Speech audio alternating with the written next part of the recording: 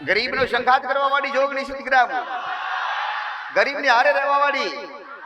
અરે દુખિયાના દુઃખ દૂર કરવા હોય ને તો રૂપાલ જોગણી કદાચ નવા માણસો હોય ને તો ઘરથી રાતે ગમે ત્યારે ઠપકો કરશો, પણ એવા ઠપકા કરશો કે મારા પ્રત્યે વિશ્વાસ હોય, મારા પ્રત્યે વિશ્વાસ હોય ને કદાચ તમારા દેવી દેવતાના સમાધાન જ્યારે કરવાના હોય ત્યારે તમારા દેવી દેવતાના કોઈ નડવાવાળા દેવ હોય એનું ગુનાનું સમાધાન કરવું હોય ને એટલે હાસા બોલું માણસો હોવા છે દીકરા.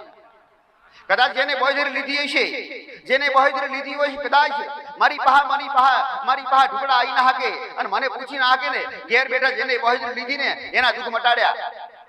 પણ બહેદરી લેવા વાળા વ્યક્તિઓ હાસી જીવન રાખશો, બોલીને બીજું બોલો નહીં.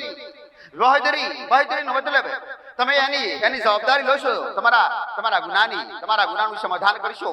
દેવી દેવતા જેને ઉઘરાણી તમારી પાહા હોય એ ઉઘરાણી હાલવાની તમારે એવું બંધાવશો. બહેદરીનો મતલબ ઈ થાય તમે બંધાવશો ને ઈ દુઃખ માટે દુઃખ મટી જાય ને અને બંધાયા પછી એનું સમાધાન કરવું જરૂરી દીકરા.